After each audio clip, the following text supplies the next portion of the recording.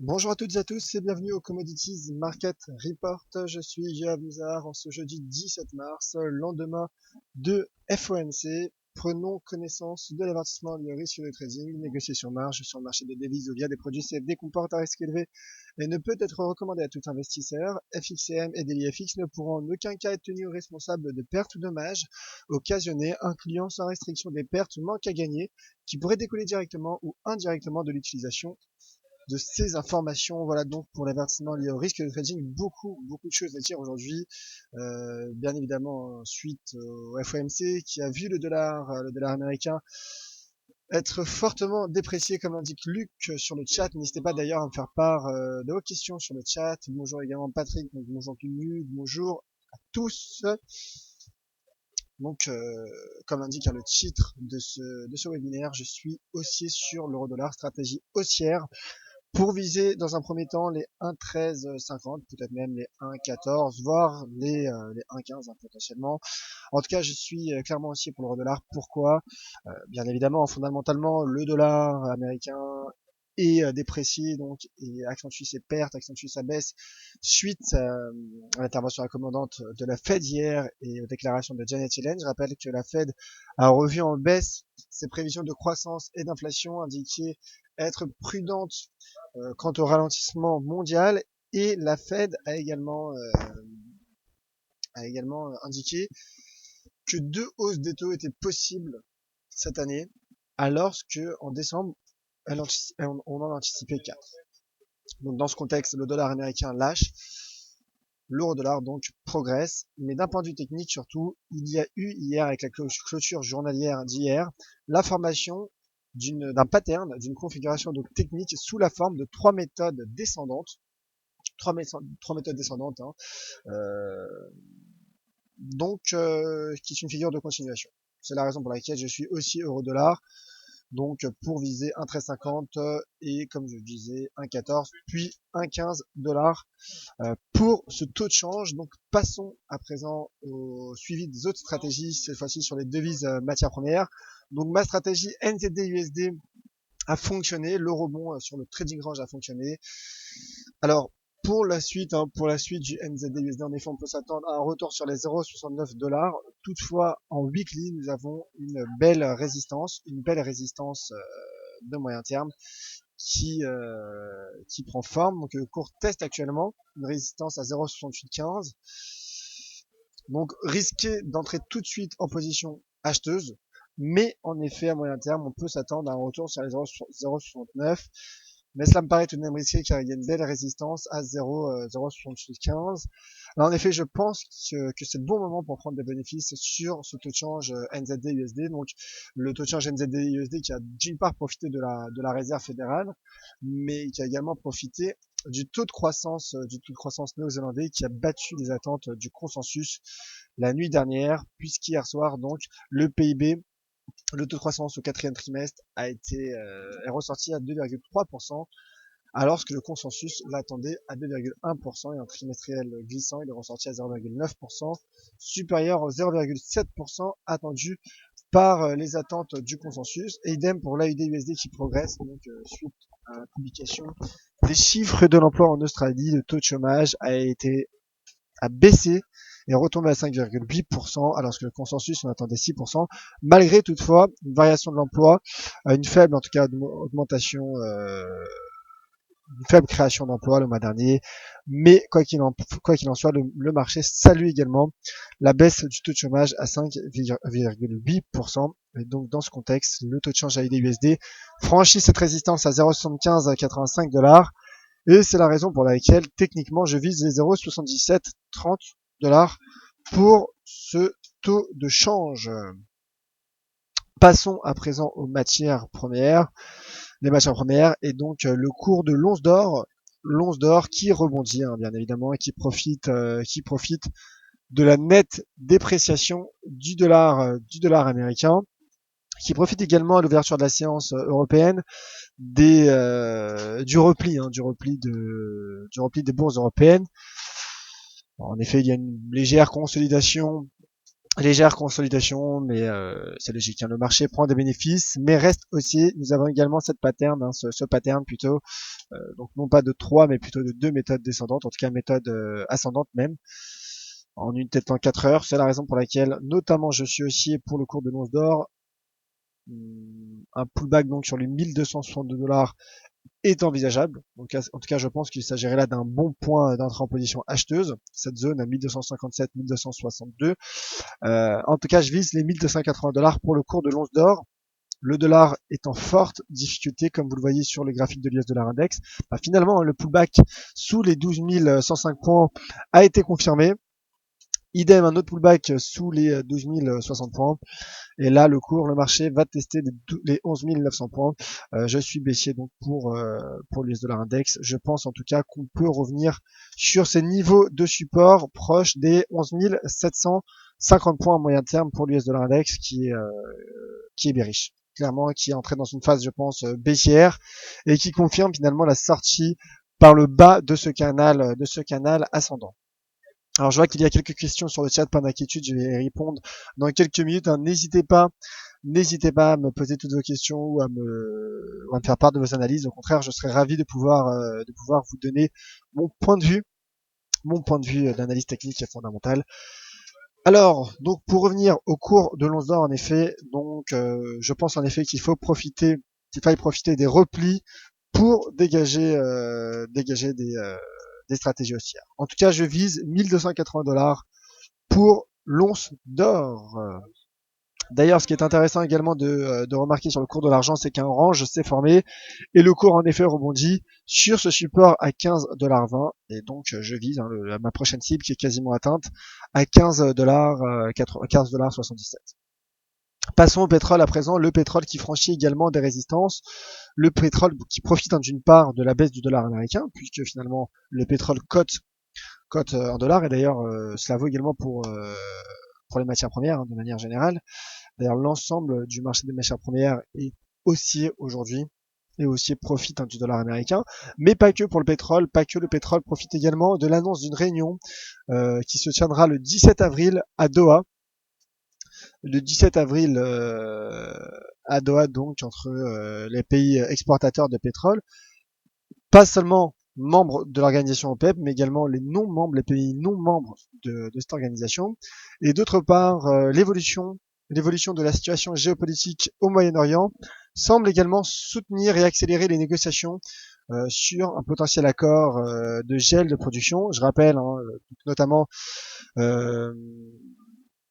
que la Russie a annoncé cette semaine le retrait de ses troupes en Syrie, qui pourrait finalement qui semble profiter au cours du pétrole, car en effet le marché semble s'attendre à un accord entre certains pays, donc certains pays du Moyen-Orient. Et donc le marché semble saluer puisque le cours du baril du WTI franchit cette résistance, cette fameuse zone de résistance à 38, entre les 38 et 30 dollars, 38,50 même.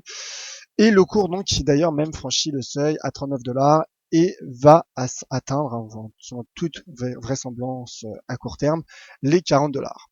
Alors n'oublions pas également qu'hier, il y a eu la publication des stocks de pétrole hebdomadaires aux États-Unis. Les stocks de pétrole, alors en effet, l'agence d'information de l'énergie a annoncé un restockage hebdomadaire, mais inférieur aux attentes du consensus, un restockage de barils de brut, puisqu'il y a eu la semaine passée 1 317 000 barils restockés, inférieur aux attentes du consensus qui a anticipé 3 200 000. Voilà. Donc le marché a également salué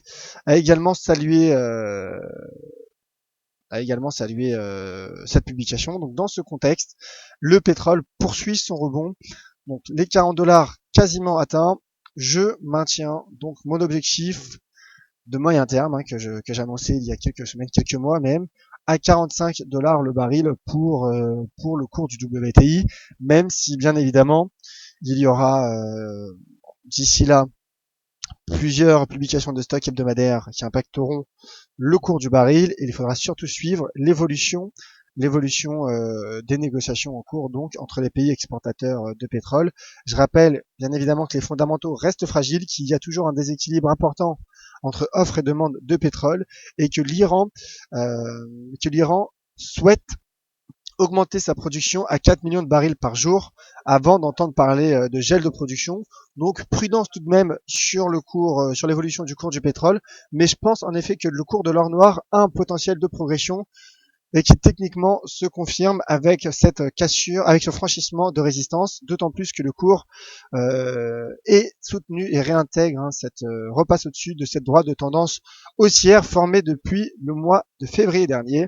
Donc haussier pour le cours du pétrole, idem pour le cours du Brent, qui tente de franchir en daily une résistance à 40 $75, et je maintiens donc également mon objectif à 45 $ le baril de Brent qui correspond à la partie qui correspond à cette droite de tendance baissière de long terme du mois de novembre 2014. Le cours du cuivre qui progresse et qui franchit les 2,27 $. Je vise les 2,35 $ pour le cours du cuivre qui cette résistance en weekly suite à ce breakout qui prend forme en données hebdomadaires, mais en données journalières, cette résistance également est en train d'être franchie. Voilà. Je vise tout simplement, je suis haussier pour le cours du cuivre. Les bourses asiatiques qui semblent aller mieux, qui vont mieux, qui rebondissent, et donc dans ce contexte, le marché se met à racheter du cours du cuivre qui sort par le haut d'un rectangle, ne l'oublions pas. Le cours du gaz naturel, qui sera impacté également cet après-midi à 15h30 par la publication des stocks de gaz naturel hebdomadaires aux États-Unis, toujours selon le département de l'énergie, selon l'agence d'information de l'énergie. Le cours du gaz naturel qui tente de franchir, qui tente de sortir par le haut de ce triangle. Je rappelle, comme je le montrais hier, qu'en weekly, il y a eu l'apparition d'un bullish engulfing pattern, donc un avalement haussier. C'est la raison pour laquelle je vise 2 $. 2 $ qui est un niveau horizontal majeur, décisif et psychologiquement important. Mais 2 $ correspond également au croisement de cette oblique baissière formée depuis le mois de février 2014. Donc 2 $ à court terme. Et à moyen terme, en effet, il faudra attendre la cassure, mais je pense que cette cassure, ce franchissement des dollars pourrait intervenir. En weekly également, nous avons une divergence haussière de RSI, malgré le fait, je dois l'avouer, qu'elle n'est pas parfaite, car l'indicateur RSI est passé légèrement au-dessus du seuil à 50. Mais je pense en effet que le cours du gaz naturel pourrait rebondir et pourrait franchir les 2 $. En tout cas, c'est mon objectif. Alors rapidement, un mot sur l'USD4 pour dire que mon objectif à 1,30 $ a été atteint, objectif annoncé il y a plusieurs semaines. Le risque est baissier. Sur après en tout cas cette cassure des 1,30 $. Après, bien évidemment, le dollar est faible, le cours du pétrole a également un potentiel de rebond, comme je le disais. Mais n'oublions pas tout de même que le cours reste sur 8 semaines, même 9 semaines quasiment consécutives de baisse. Donc, un moment ou un autre, il faudrait peut-être prendre des bénéfices, si vous êtes en position il y a quelques semaines. Toutefois, en monthly, la configuration semble baissière suite à l'apparition et à la formation de ce pendu inversé sur des plus hauts de 13 ans, suivi de 2 bougies rouges qui semblent donc confirmer le risque baissier. En monthly, d'ailleurs, ce qui est intéressant, c'est qu'il y a un niveau de support à gérer à 1,3075 qui est en train d'être cassé par le marché. Donc baissier de nouveau pour l'USD-CAD, même si le momentum devrait tout de même quelque peu ralentir selon moi. Alors, passons aux questions. Donc Jacques qui demandait un mot sur l'USD-CAD, ça vient d'être fait. Je vous rappelle également qu'à 13h, il y aura l'intervention de la Banque d'Angleterre à suivre en direct, la réaction sur la livre sterling avec notre analyste Sylvain Le Ganadin dans le cadre de son 13h du Day Trader. Alors bonjour Tony, qui est légèrement en retard. Et JT, question sur l'once d'or, les 1280 $ sur l'or, est-ce possible que le cours l'atteindront ce jour? Oui, je pense en mon cher JT. Peut-être pas aujourd'hui, car en effet le marché finalement effectue quelques prises de bénéfices, mais comme je le disais, le dollar américain, selon moi, devrait poursuivre sa baisse. D'ailleurs, on voit également que les bourses européennes sont en difficulté à l'ouverture de la session. Alors aujourd'hui, difficile à dire, car on attend moins de volatilité, mais je pense que l'once d'or devrait progresser. Alors justement, Stéphane, hein, sur les SDK, bonjour Yoav, par rapport à ce que vous indiquiez sur le pétrole, quelle est votre stratégie sur le SDK? Donc en effet baissier, hein, d'ailleurs, entre un pétrole qui rebondit et un dollar qui se déprécie, et surtout cette cassure des 1,30 $, je pense en effet qu'à court terme, on pourrait atteindre ce niveau pour l'US dollar, pour l'USD CAD à 1,2851 dollars canadiens.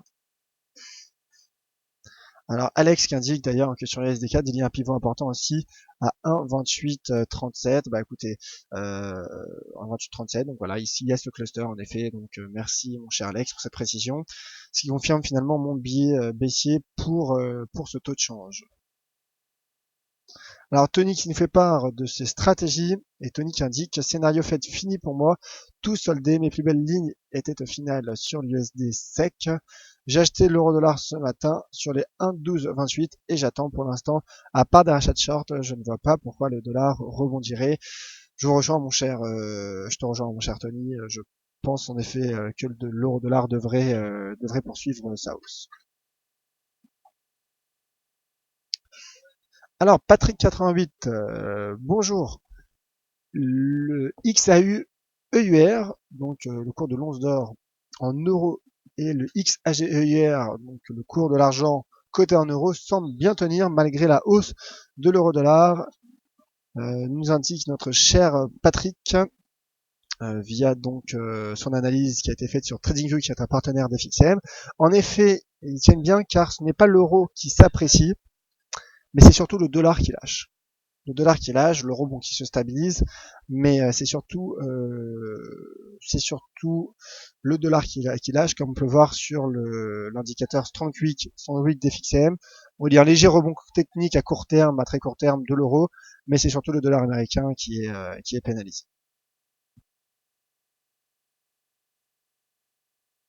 Alors en effet, hein, chez FXM, nous n'avons pas le cours de l'once d'or en euros, mais bien en dollars. Alors Jean-Yves qui demande mon point de vue sur la USD, comme je le disais, bullish pour viser les 0,7730 à court moyen terme.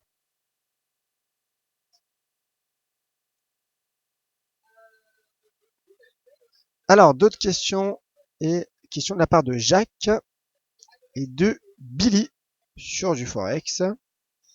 Alors Jacques qui demande l'USD Yen et le GBP Yen, et Billy qui demande le GBP Yen et l'USD Yen. C'est parfait. On va en parler tout de suite. Pour répondre à nos chers Jacques et Billy. Donc l'USD Yen, j'imagine, qui est fortement baissier. L'USD Yen, en effet, hein, qui est sorti par le bas de ce triangle, et donc qui se rapproche de mon objectif, qui est un retour sur le support à 111,001. 111,01, donc baissier pour l'USD Yen, mais entrer en position tout de suite me paraîtrait tout de même risqué. Car il y a ce niveau majeur, hein, ce support majeur. Donc le cours va aller vraisemblablement tester ce niveau, mais le risque est baissier. Le risque est baissier sur l'USD Yen, hein, voilà, qui est également un niveau de support en weekly. Donc ce que je disais, entrer en position tout de suite pour gérer son risque, notamment avec cette droite de tendance haussière, me paraît pas optimal. Mais je pense en effet qu'on va aller chercher les 111,01 pour l'USD Yen. Et concernant le GBP Yen, cette fois-ci, le GBP Yen qui est également une bonne stratégie à adopter, mais prudent sur la livre sterling, car il y a la Banque d'Angleterre cet après-midi à 13h, donc comme je disais, la volatilité est attendue.